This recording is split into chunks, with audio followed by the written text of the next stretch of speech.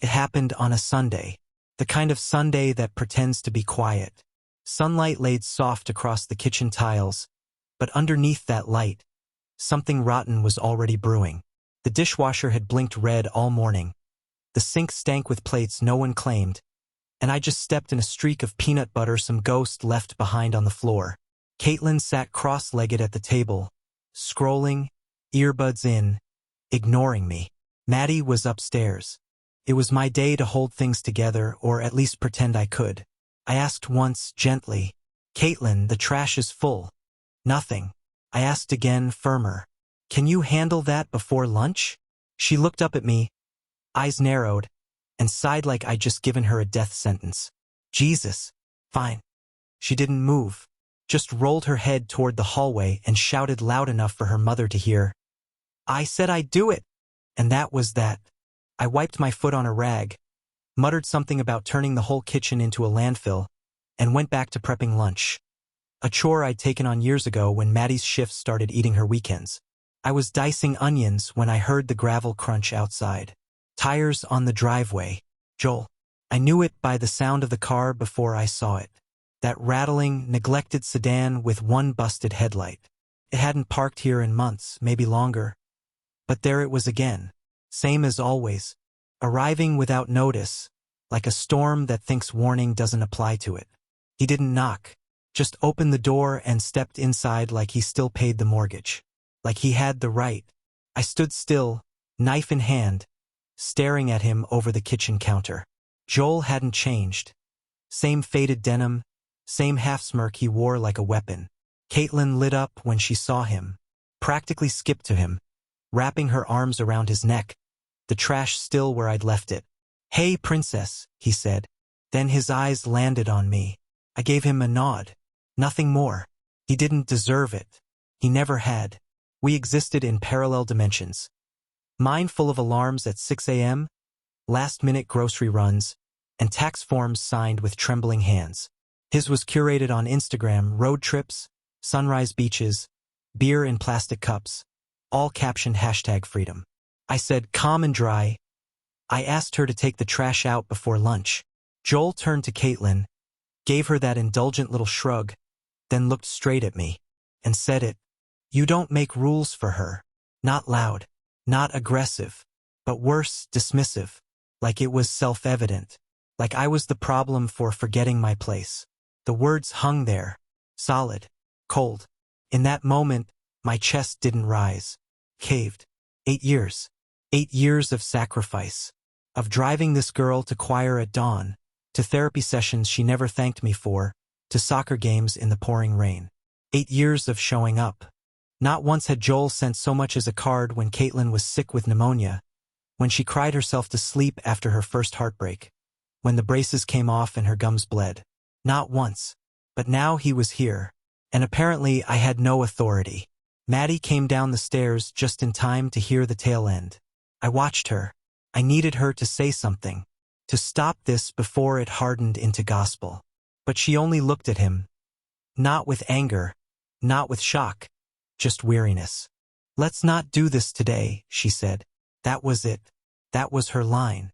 I didn't argue. I didn't raise my voice. I walked into the den, opened the cabinet, and pulled out the folder I'd labeled Joel. Contingencies. I had built it slowly over the years, like stacking bricks one invoice at a time. A quiet monument to my own exhaustion. 3 things I brought to the table. Literally. Custody agreement. The one Maddie and Joel signed when Caitlin was 7. Joel never read it past page 2. Didn't bother to understand what joint custody actually meant. He assumed it was symbolic, that showing up whenever he felt like it was enough. But the document said otherwise, and it bore his signature. A spreadsheet I'd printed out that morning, out of habit more than purpose. I'd been logging expenses for years, not to punish anyone, just to know. Every dentist appointment, every birthday gift, every school supply. Labeled, dated, categorized. Totaled at the bottom, $58,239.71. All paid by me, all unacknowledged. A manila envelope, fat with printouts. Texts from Joel to Caitlin. Screen capped by accident one night when her phone lit up on the counter. I didn't mean to read them. I didn't want to. But when I saw the names, mine, Maddie's, warped in his words, I couldn't stop. That guy's a control freak. You don't owe him anything. Only I get to set rules. Not him. And her replies? LMAO, he's so annoying. You're the only dad that matters. They had a code, an alliance. I wasn't just excluded, I was mocked, rejected, a necessary evil. I placed all 3 items in front of him on the kitchen table. Since you're claiming authority, I said, voice even. Here's what comes with it. He glanced at them, didn't sit, didn't touch the papers, and scoffed. You're seriously keeping tabs? He said. You think this makes you a parent? I met his eyes, held them. No, I said. I think showing up every day does.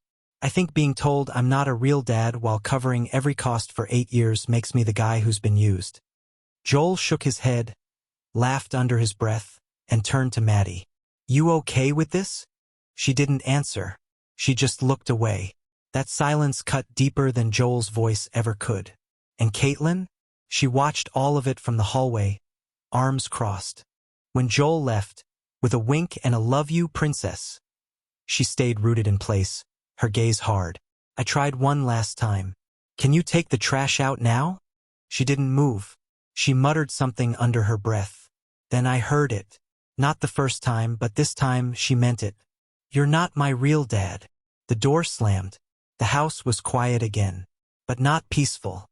I stood there, in the same spot I'd stood every morning for nearly a decade, and realized something I should have faced long ago. This wasn't a family. It was a negotiation. One I was always losing. I didn't yell, didn't slam doors or throw accusations like the men I swore I'd never become. That kind of noise burns fast and leaves nothing but smoke. I needed something colder, something that stayed. I opened Excel. It was past midnight. The house silent, lights dimmed, save for the soft glow of the screen in the study. Maddie was asleep. Caitlin's door was shut. The dog lay curled by the foot of my desk, unaware that something irreversible was being written between cells and columns. 8 years of receipts. 8 years of forgotten dinners, birthday party deposits, urgent late-night textbook purchases.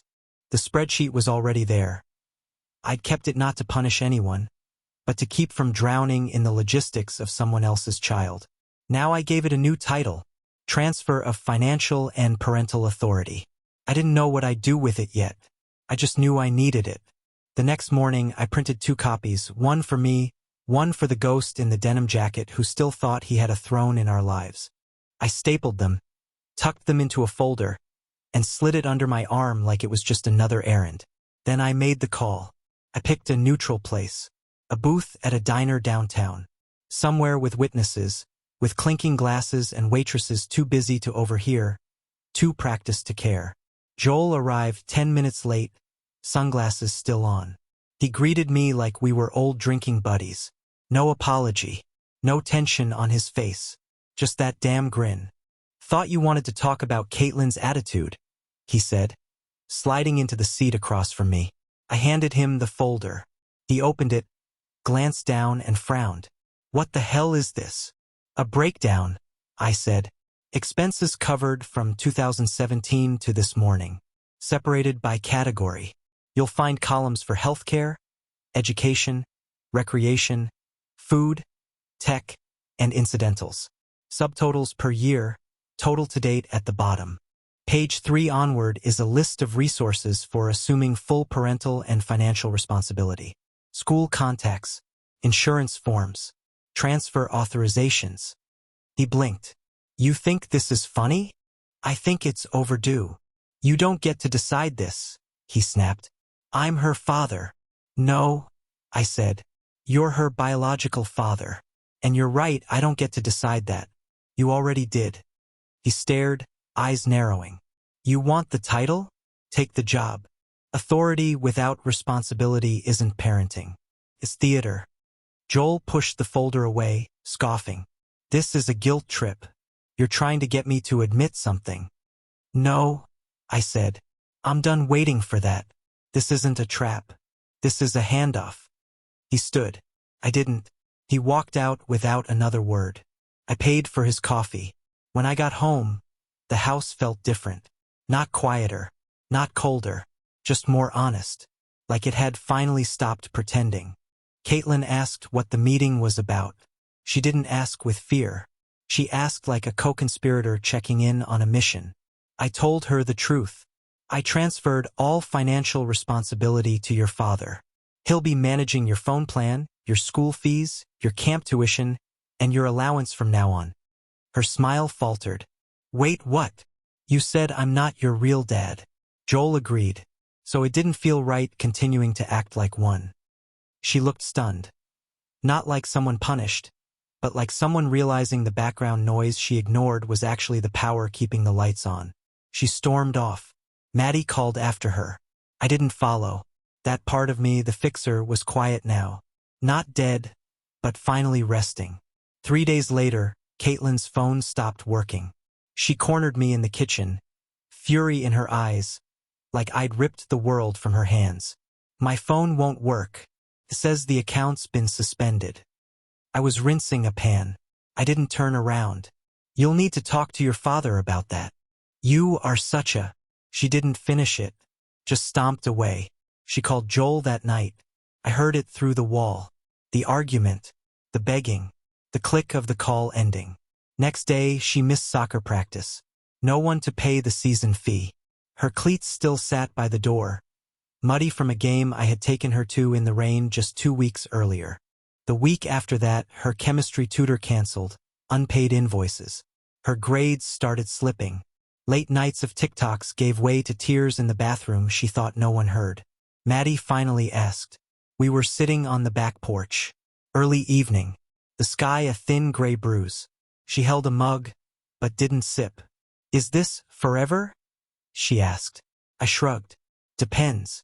Does Joel want the job or just the title? Maddie looked away. She didn't argue. That's what told me it was real. Then, something shifted. 3 weeks into the new order, Caitlin returned from Joel's house looking thinner. Not physically, just deflated. Her eyes didn't roll when I passed her. Her tone wasn't laced with the usual disdain. She sat at the counter one afternoon while I stirred leftover pasta. There's food in the fridge, I said. She nodded. Then, quietly, if I got a job this summer and saved up, would you maybe help me pay for choir camp? I didn't look at her. I didn't stop stirring.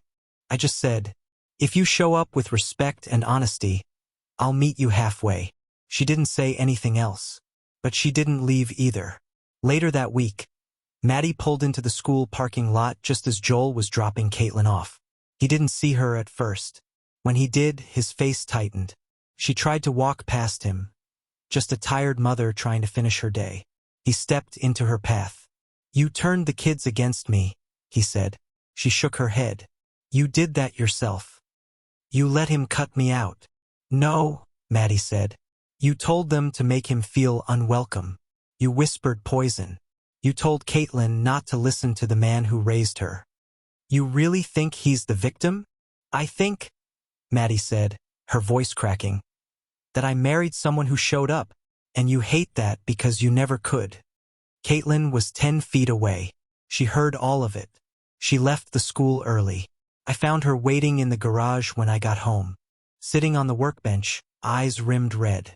I'm sorry, she said. I didn't speak. You were always there, she continued. I just wanted to believe in him. I thought he'd come through if I picked his side. I nodded. She stood, wiped her eyes, and went back inside. I didn't tell Maddie. I didn't tell anyone. That moment wasn't about redemption. It wasn't an ending, just an acknowledgement, one I'd waited years for. Later that week, Caitlin handed me a flyer, a fundraiser for choir camp. She'd signed up to help. Baking, organizing, calling sponsors. I'll cover whatever's left, I said. She didn't thank me with words. But that night, when she made a plate for dinner, she handed me mine without being asked. Small things, real things. I never wanted revenge. I wanted balance. I wanted weight shared, rules respected, sacrifices seen. Instead, I was called not real. Now, the reality has adjusted. Joel hasn't called since. Maddie doesn't ask me to undo what's been done. Caitlin, she doesn't call me dad. She probably never will. But a week ago, she slid into the passenger seat after a choir performance. Her cheeks were flushed. Her voice was hoarse from singing. "Can we get waffles?" she asked. I started the car. She hesitated, then added, "I'll pay for half, from my allowance." I didn't correct her.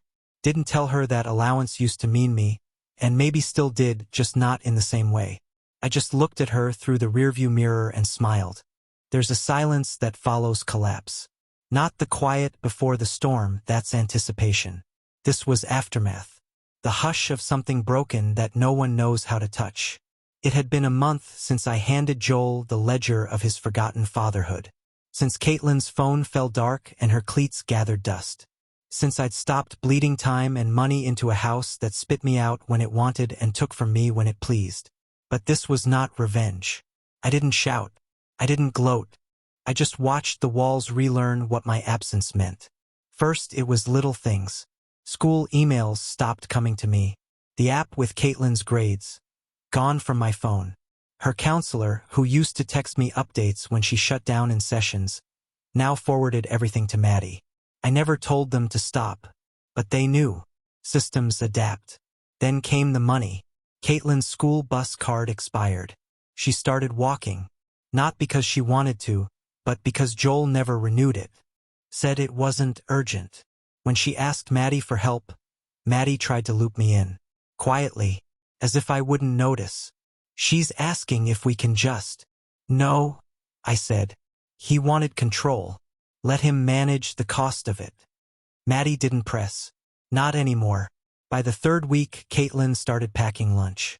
Not with bitterness, but with intention. She asked me where the peanut butter was. She folded the bread slowly, like every step mattered more now. I gave her the good Tupperware. Didn't say a word. That same week, a permission slip came for a school trip. One Joel had promised her. Colorado. For days, hotel included. She waited 2 days for him to send the deposit. He didn't. She waited a third. By the fourth, I found the slip crumpled in the trash. No note, just a quiet resignation. I picked it up, smoothed it out, and left it on her desk. Nothing else. That night, she knocked on the garage door. "Do you have a minute?" she asked. I was mid-repair on the shelf she'd broken back in February. The one she never admitted to. I nodded. She held the slip in her hands. "Don't pay for it," she said. "I just wanted to say, thanks for leaving it there. You didn't have to." I waited. "I told my mom I didn't want to go anyway," she continued. "But I did. I really did." I stood up, wiped grease from my palms, and said the only thing that felt honest. "It's not about going or staying. It's about knowing who actually shows up." She didn't cry, just nodded and left. The next morning, Joel texted Maddie that he'd forgotten about the trip, that she should have reminded him, that this wasn't fair. She didn't reply. She handed me her phone and said, "You should see this." I didn't read it. I deleted it and handed the phone back. I started noticing the shift after that. Caitlin didn't challenge rules anymore, because there were none to fight. She asked. Sometimes. Other times she just adapted. Her bedroom door stayed open longer. Not in apology, but as something like surrender. Once, she passed me the remote without being asked. We watched 20 silent minutes of some sci-fi garbage she liked. She didn't explain the plot. I didn't ask. But she laughed at the dumbest line and glanced at me to see if I would too. I didn't. But I didn't leave either. That was enough. Then came the hard proof that the world had shifted. The school called. Joel hadn't signed the insurance release forms for Caitlin's spring electives. Without them, she'd be pulled from gym and choir. Maddie tried again to patch the gap. She emailed Joel. He ghosted. She texted. He read, but didn't respond. Caitlin found out when the office assistant told her she'd been removed from the roster. That night, she locked herself in her room. Her sobs weren't loud. They didn't echo. But I heard them. The way a man hears something he wishes he didn't. Maddie stood outside the door, frozen. Her face pale. Her hands shaking. "I don't know what to do anymore," she whispered. "He's not answering. And she won't talk to me." "You know what to do," I said. Maddie looked at me, eyes rimmed red. "She hates me." "No," I said. "She trusted a version of him that never existed. And now she's grieving that loss." She didn't answer, but she nodded. The next morning, the release forms were signed. Not by Joel. By Maddie. Forged? Probably. But I wasn't going to report it. Not when silence had already done more harm than paperwork ever could. The fallout didn't come from the school. Came from Joel. He found out through Caitlin, who, in a rare act of defiance, told him straight. "You said you'd handle it. You didn't. So Mom did." He called Maddie that night, screaming. I heard him through the speakerphone. "You had no right. You had your chance. You let him replace me. You replaced yourself." Caitlin was at the kitchen table, pretending to do homework. Her pencil hovered over an empty page. When the call ended, she looked at me.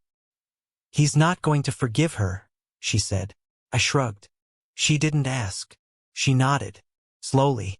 "I used to think if I picked his side, I'd get all the good stuff and none of the weight," she whispered. "I thought love without rules was freedom. And now," her voice was small, "now I feel stupid." I sat across from her. No lecture. No scolding. Just presence. "You're not stupid," I said. "You just learned who people are. That's not failure. That's adulthood." She didn't cry. But the next night, she folded laundry without being asked. One shirt at a time. Careful, precise. Like she was building something. Still, not everyone changed. Maddie struggled. Her guilt became routine. She apologized for dinners not made. For messages not returned. For silence she now couldn't stop naming. "I should have said something earlier," she told me once at 2 a.m., when the house was still and the fridge hummed like a prayer. "You didn't have to," I said. The silence said enough. She winced. "Do you think I let him win?" she asked. "No," I said. "I think you thought Caitlin needed a father, and you hoped two men could become one. But one of us only showed up when it was easy." She set her mug down. "I was afraid," she said. "Afraid you'd leave. Afraid he'd turn her against me. Afraid she'd choose him." "She did," I said. "And now she's living in that choice." "And you? What did you choose?" I looked her in the eye. "I chose to stop bleeding for people who call it rain." She didn't answer. Didn't need to. The next week, Caitlin came home with a choir medal around her neck. I didn't ask how she placed. She didn't brag. But she laid the medal on the table during dinner. Quiet. Unannounced. Maddie smiled. I nodded. Caitlin said, "It's not much, but I earned it. No one bought it for me." She didn't say it like an accusation. Just a fact. I left the table and returned with a frame. I placed it beside her plate. "What's this?" "A place to put it," I said. She blinked, swallowed, then stood and walked to the garage. 5 minutes later, she returned with the trash bin and wheeled it to the curb. Didn't say a word. The bills stopped piling up. Not because they were paid, but because the people who used to ignore them now had to face them. Joel tried for a while to guilt Maddie. He sent long texts about how expensive it was to be a weekend dad. How unfair it was that she and I teamed up against him. She didn't reply. One day he sent a photo, him and Caitlin years ago on a carousel. Her legs dangling, his hands holding her shoulders. Below it, "She still loves me. You can't change that." Maddie showed it to me, her hands shaking. "What do I say?" she asked. I deleted it from her phone. "You say nothing," I said. "He's clinging to memories because he's failed the present." And that was that. Caitlin still doesn't call me dad. I don't need her to. A few nights ago, after we finished dishes, she passed me a receipt. "Choir dues," she said. "I'll cover half. I have birthday money left." I didn't say anything. She left the receipt on the counter and went to bed. That night I paid the full amount, but I left her money in her wallet. And in the morning I found a post-it on the fridge. Thanks. I'll pay the next one. Or at least try. No signature. Just that. But that was enough. Because bills teach more than gifts. And sometimes growing up starts when the help stops being invisible. I didn't expect applause. I didn't expect Caitlin to fall into my arms and whisper thank you. Or for Maddie to take my face in her hands and finally say she saw me. Really saw me. Life doesn't end in warm embraces. It ends in silence. In bills paid by habit. In dinners eaten without conversation. In footsteps down hallways that no longer echo with defiance. That's how it ended for me. The house still stands. The roof doesn't leak. The thermostat still kicks in when the air dips below 68. From the outside, everything looks stable. A family home, manicured lawn, mailbox that isn't overflowing. But inside, it's something else. A museum, maybe. Each room holds the ghost of effort, invisible to everyone but me. There's the tile I replaced in the bathroom Caitlin always slammed. The one she cracked 3 years ago when Joel forgot her birthday, and she kicked the wall so hard she broke her toenail. I fixed it while she blamed me for making her cry. There's the outlet I rewired in the living room, the one that used to short out when her hair straightener ran too hot. She cursed me that morning, said I never fixed anything. While I stood holding the receipt for the parts I'd bought the night before. There's the pantry. Half the shelves bowed from the weight of her favorite snacks. The ones I bought without asking, every time I did groceries. She never said thank you, just complained when I forgot the exact brand. And there's my office, now stripped to essentials. A chair, a laptop, a drawer full of printed invoices that no one reads. The ledger of a man who funded a life in exchange for contempt. Because here's the truth. I didn't want gratitude. I wanted respect. And I never got it. Not really. I was the utility, the backup generator, the one who never ran out of gas. Until I did. They don't talk about it much now. Not openly. But the shift lingers. Caitlin knows better than to roll her eyes anymore. She asks before she takes. She knocks before she barges in. She speaks slower, measures her tone. That alone says everything. But I don't mistake behavior for healing. Fear changes behavior, too. So does necessity. She still texts Joel. I know. I don't check her phone. I don't need to. She slips into the backyard to call him when she thinks no one is listening. Her voice changes with him. Higher. Needier. Still hoping he'll wake up and say the right thing. Still hoping he'll fix what he broke by doing nothing for 15 years. But he doesn't. And that's the lesson she's learning now. Silence is its own betrayal.